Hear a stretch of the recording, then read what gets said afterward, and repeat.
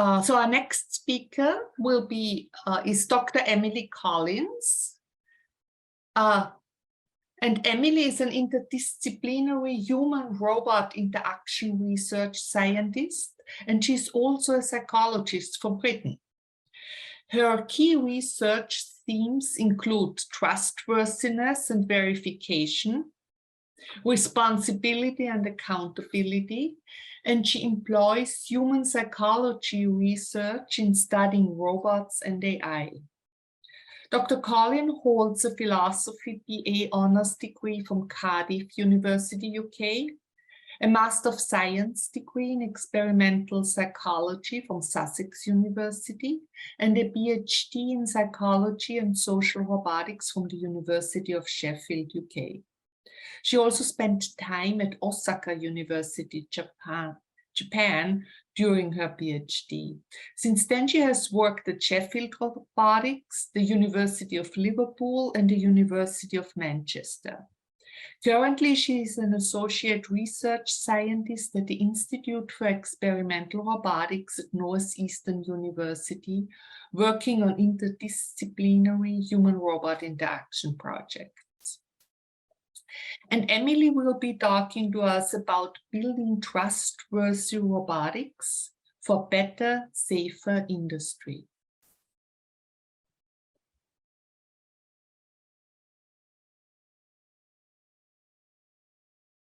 So, okay. Let me share my screen.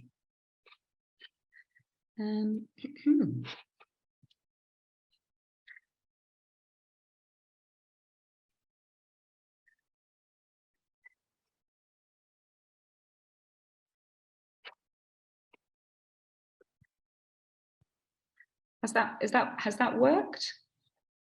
Yes, looks good. Brilliant. Thank you very much for inviting me to speak today. As I've just been introduced, my name is Emily Collins, and I'm an associate research scientist working for Northeastern University across 2 of their campuses. So I'm based both at the Institute for Experiential Robotics here in Boston, but I also work out of the London campus in the UK as well. As has just been mentioned, my work is highly interdisciplinary. It primarily spans robotics and engineering and psychology, but also philosophy and maintain interests in politics and economics and sociology. My talk today is going to be more of a meditation on concerns that aren't always apparent when designing human-robot interaction experiments, particularly in applied robotics settings, like healthcare, but also in industrial settings, which is my major focus in recent years, and how keywords like trustworthiness can be conceived of more accurately to build better, safer tools for us to create better worlds for ourselves. So my first slide was my expertise and key research themes, which have just been explained to you.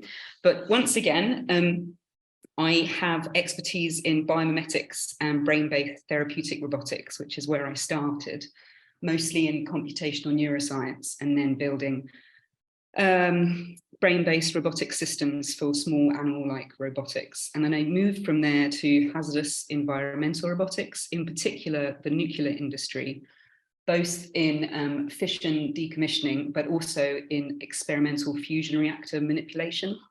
And over the years, I've maintained this big thread through my research on ethical and theoretical considerations of RAI, which is robotics and AI.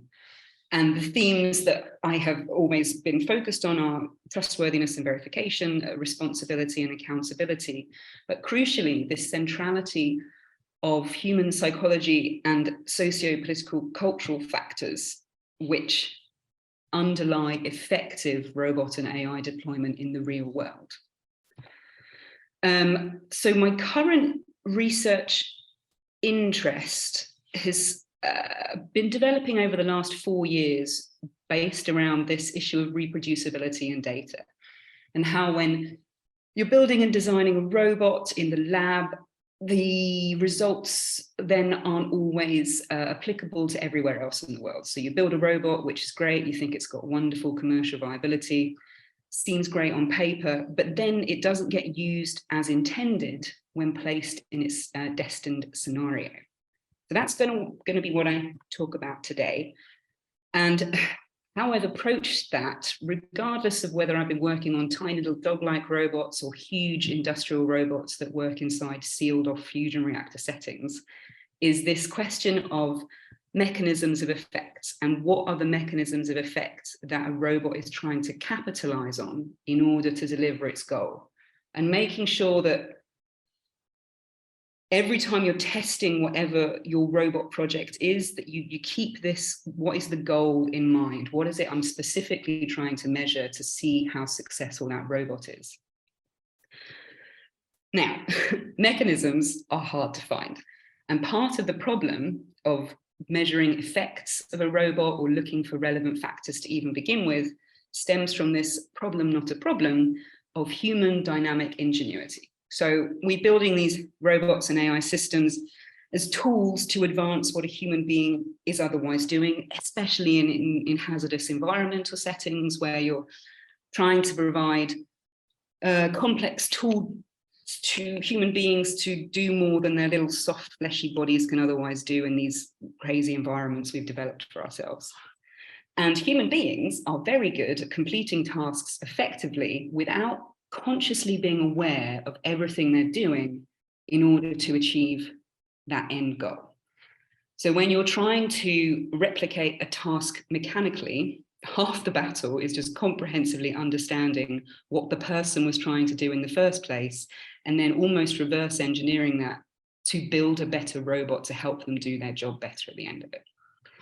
Lots of circular thinking, really, really fascinating stuff. I'm sure you'd all agree. Now, in human-robot interaction, what I have been working on now since my PhD onwards is looking at other fields that are already focused on exploring mechanisms of effect to test outcomes, and then drawing parallels with those systems. So you're human and you're something else, and the interaction you want to get at the end of that, drawing parallels with that research with a human and a robot and the interaction and whatever you want to get out of there. So you kind of end up leveraging other fields, sharing other fields, existing measures and metrics, and bringing them over to robotics in order to create much more comprehensive and holistic exploration experiments. Yes, so one good example for this was back when I was doing a lot more healthcare robotics. I drew a lot of inspiration from mechanisms that were known to cause positive clinical outcomes in therapeutic settings, in particular with animal-assisted therapy, and trying to capitalize on understanding what those mechanisms were and trying to replicate those mechanistic outcomes clinically with a robot in place of an animal, and using that as a way to test whether or not the robot was doing its job well. So you can get so far as saying this robot is a good robot, it switches on and it switches off and it's not electrocuting anyone, fantastic. But if you want it to be doing a particular task, then you start looking at what you want the outcome to be for the human in your system. And in the case of animal-assisted therapy, that's often linked to positive physiological improvements, clinically measurable outcomes. And so you start looking at those outcomes of the human being as a way to test whether or not your robot itself is doing a good job. And these questions are as important to ask in situations like that as they are in these much larger industrial settings like nuclear engineering. Just a moment. I'm getting over a cold at the moment, and I'm sorry if I appear a bit breathless. I haven't talked this much for a week, and I'm trying not to cough. Sorry about that. Oh dear. So yes, after working in healthcare robotics for quite some time then, I transitioned to applied and experimental robotics within the nuclear industry. So I was once again faced with this issue of robots that have been developed for specific goals, not eventually being adopted in the manner expected once they had transitioned from being developed in a laboratory to their real world context. And it was at that point, when you're working in these much larger socio-cultural environments, that I began looking for mediating effects that were changing between development and deployment, that were heavily impacting the effectiveness of the implied robotics, that were now encompassing variables that weren't just between a single person and a single robot, but all these other variables around that, which were as crucial to mediating the interaction. So let me explain further. I've lent on the word trustworthy. Oh, I hope my voice doesn't go before the end of this, sorry. Leaning on the word trustworthiness. Trustworthiness, you might be aware, is a very common theme at the moment. We are very heavily invested in making sure that our algorithms, our machine learning is trustworthy, and whatever that might mean. But building something that you think looks trustworthy on paper and then giving it to a human being encompasses more than just one type of what you think trust might be. So, for example, consider an employer or a medical professional and how much trust you yourself places in such an authority. The questions that we ask ourselves in these situations include: who is collecting my data and how is my data being used, and how will that use affect me, affect my ability to remain employed and pay my rent next month? And how will what I relinquish to this other person be used for? And will I still remain independent and autonomous if I give it up? So these relationships with individuals in these scenarios and how much that's going to change my answers to those questions now becomes prevalent to the outcome of the answers that you're giving these individuals. You see what I mean? So, for example, what is my government like, and how does my relationship with my government change the answers that I might give to an authority figure? Becomes a relevant question, even in a robotic scenario. So, as I've mentioned before, I consider robotics and AI to be a tool, and it's a tool that mediates these other dynamics that already exist. If I'm an operator involved in a nuclear decommissioning strategy, my relationship with my managers and my government and the legalities behind the very serious work that I'm engaged with do not change, but are now given an added thing I need to be considering if you give me a robot in order to conduct what I was already doing anyway. Stop for a breath. Sorry. So I started thinking about all of these different areas, and given that, it seemed to me that the question of trust in human-robot interaction is a question of what is meant by trust in these broader contexts, and how to then bring those broader contexts into my studies to make sure that I am including those variables as mediators in outcomes of other measures that I'm taking. So, you might be aware that there is increasing awareness for the need of trust itself anyway to be measured and implemented in human-robot interaction. And this has spawned a lot of new novel avenues for identifying, in particular, social means for robots to influence trust, as well as social aspects of trust, such as perceptions of robots themselves, integrity and sincerity and benevolence. And although social robotics seems to be the main focus of these questions, trustworthy robotics and AI extends beyond what the robots are explicitly designed to be as far as how social they are, into the social cultural areas in which the robot is being used. So a lot of these trust in robotics questions at the moment, just to deconstruct that, are focused on what is the robot itself doing to influence my trust relationship. And what I'm arguing, along with colleagues in the UK, is that instead of this dyadic model of human-robot interaction, where it's like a single user and the robot, and how is the robot itself influencing trust in the relationship, you're missing a key complexity, and that is that the robot's trustworthiness may be contingent on the user's relationship with and opinion of the individual or organization deploying the robot for that person to use. So typically, we have in human-robot interaction studies, a robot and a user, a robot and a human. And we ask ourselves, what is happening in the interaction between these two things, as though that is the extent of our system. But if we do, it's just like running a marathon. But if we take a context in which the robot has been designed to perform a specific task by someone other than the end user, we can begin to expand our system thus. So here we're including a personal organization who is seen as responsible for the production of the HRI scenario. They may have created the robot, programmed the robot, or just set out the robot's interactions and aims. And we might also consider this other underlying mediating relationship to tool use, and that is this very important existing relationship between the user and the deployer of that robot. So our vital methods and metrics, which we have used to formalize our understanding of the HRI trust scenario, might be measured at that point in the middle there between the robot and the user at the bottom, without consideration of how the other mediators of the system change between contexts. And that context gets really big now, right? So we're talking countries, companies, individuals within the same team, all impacting results, which could be seen as indicative of only this central interaction, but which are actually measuring much more, a bigger system, the dynamic of which being what will produce our beneficial or harmful robot interactions. So, building on a lot of anecdotal experiences of that, which I observed in a lot of earlier industrial robotics projects, myself and some colleagues began some more official preliminary work to explore this idea, which started as the development or the gathering of case studies, which were demonstrating this, what we called the deployer factor.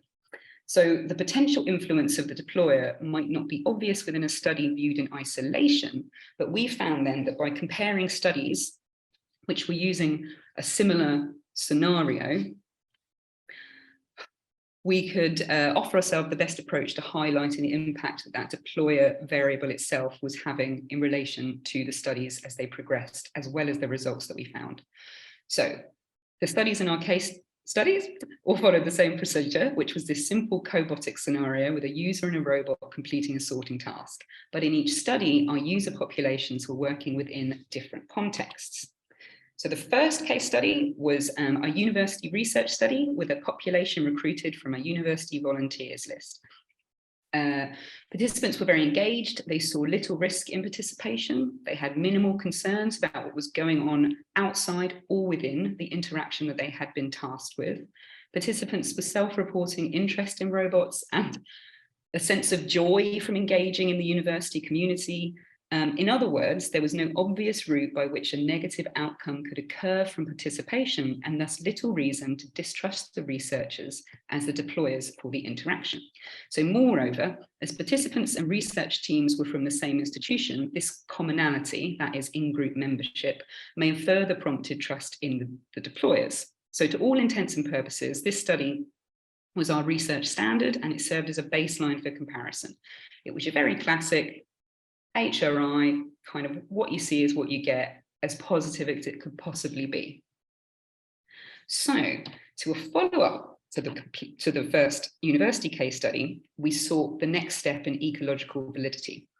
And that was working with a non-academic stakeholder in the form of a local manufacturing firm. This was in the north of England in Sheffield, with a population of non-unionised engaged stakeholders. So the firm employed at that time very little automation, with only one standard manufacturing robotics cell, which was seen as a poor fit to the remainder of their operations. However, the company was keen to adopt collaborative robots, which was seen as a better fit to reduce safety risks to their machine operators. And from the outset, the staff expressed interest in participating and were very engaged in concerns regarding retraining for use with more robotic manufacturing processes. But concerns were raised regarding fears around job loss and safety and maintenance and collaborative robotics, with which were viewed as presenting a stepping stone towards fully automated factories with little or no human input. So the trepidation already shifted when we were measuring interactions between the user and the robots to this broader question of I'm using a robot, but what else does that mean? So you're already measuring more variables when it comes to how effectively and efficiently people were willing to engage with the robots. In the third case study, which involved an aerospace firm already very familiar to robotic systems, we had a bunch of participants who were unionized, and they were not engaged stakeholders. As with the previous case studies, there were difficulties with recruitment, which you often get in real world work, which, as my own past experience in other applied settings as well, shows very much impacts the speed with which real world studies get off the ground to begin with and progress, which is another hindrance to getting enough data in order to create reproducible data sets as well. Of interest in this particular case study was that there was already a pre-existing dispute between the firm and the union representing manufacturing workforces. So any assurance of independence in conducting research and what was going to happen with the data that was collected were immediately dismissed. Unlike case study number 2, which had this full workforce engagement and honestly a bunch of workers who genuinely liked their boss, here there was no doubt that the employer was seen as the sole deployer. And in fact, at the end of it, there have been so many workplace relationship issues arising with respect to robotics and observation of staff and evidential breakdown of trust in the workforce that the study itself failed to launch. However, had the study gone ahead, any measurement taken may well have been indicative of user trust towards the perceived deployer, in addition to, or even in place of, trust in the robot.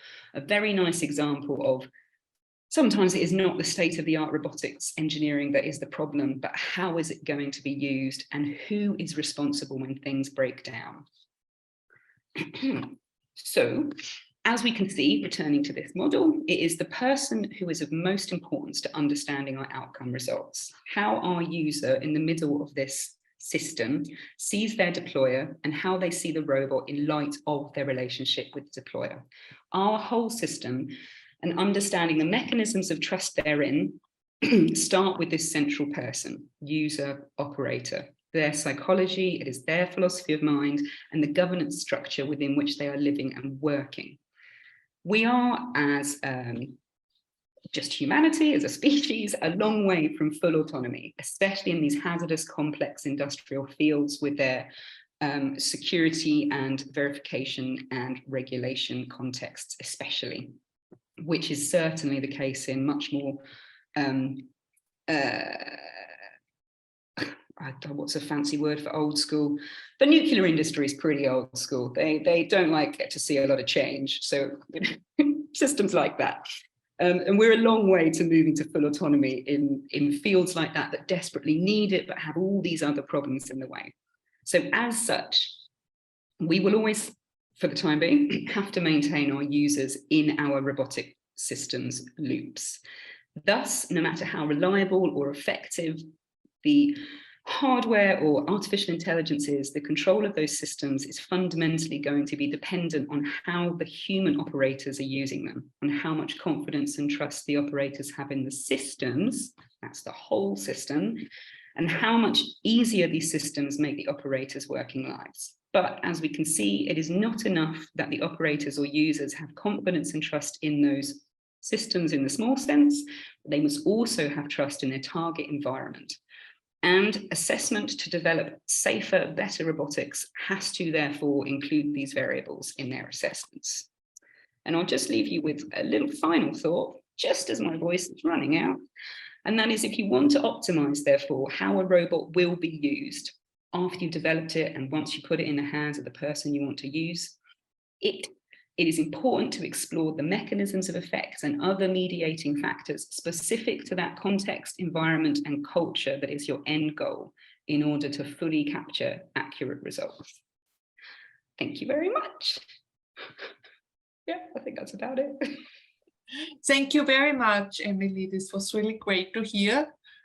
Now it appears obvious. Of course, you have to look in the larger context. You can't just look between the robot and the human now that you explain it. There are many factors involved that make you trust. Do you also have some examples how then these users that is fed back to robot design? Could you repeat the question, please? Sorry. I want. Do you also have some examples on how these insights are going to be fed back to different design principles? Or so something that I would like to see happen as an educator as well as a researcher is to see the whole pathway from design to deployment being something that is understood as requiring everyone's involvement from the start. And I know as project managers, we often say, of course, we need to ask the user what room they're going to be sat in at the end of the day when they're using their robot. But often that then just becomes a side thought whilst something else is being developed, which then ultimately has to go through several iterations of adjustments because that very important question was deemed not important enough. Or it's a really difficult thing to get everyone on the same page from day one. But in industrial project settings, it's really vitally important because otherwise it's super inefficient and it's not sustainable as far as, if you think about things from an environmental impact kind of way, I would like to see people communicating so much and appreciating the importance of understanding what is going to alter how something is used at the end, that we don't waste as many resources in the first place developing something that has to then have to go through several more iterations. These are all very like, I want to change the world thoughts though. So okay. So you have not collaborated actually with designer, or are you planning to collaborate in the future to actually apply this principle in the design on certain examples? I mean, in the future, I hope to continue my work with Sellafield, which was one of the largest donor nuclear sites in Europe, in order to make sure that the robotic solutions that are being developed are more appropriately considered before they get to the fail at deployment stage. I probably shouldn't be saying any of this. Nothing, everything's fine. Okay, so you consult with industrial. Yeah, at the moment it's mostly industrial consultancy. But I've been working on this for a couple of years now, prompted a lot by the fact that I was meant to do an awful lot of on-site work in 2020. Obviously it didn't happen. And I see this particular thread now running through whatever I do as I go forward, because it just seems like such an important point. And it opens up a lot more variables to put into experiments, which it's fun. It's really interesting. Yeah. Are there any questions from the audience?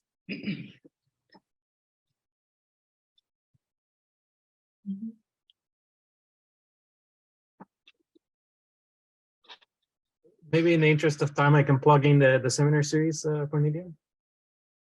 So again, I want to thank everybody who's attending, who attended the webinar, and then just point out that we have a few more seminars this semester.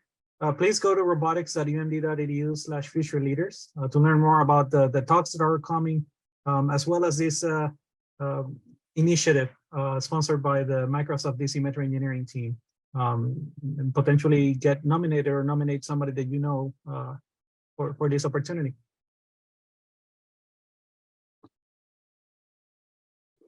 So with that, I think we're gonna terminate the recording, but feel free to stick around and if you have any questions for the speakers, we'll be here for a little bit. Thank you all. Yeah, thank you, Emily, for this very insightful talk. Now that you say it, it looks like obvious to me. Yeah, that's what we should do to save a lot of money. And you need the psychological expertise.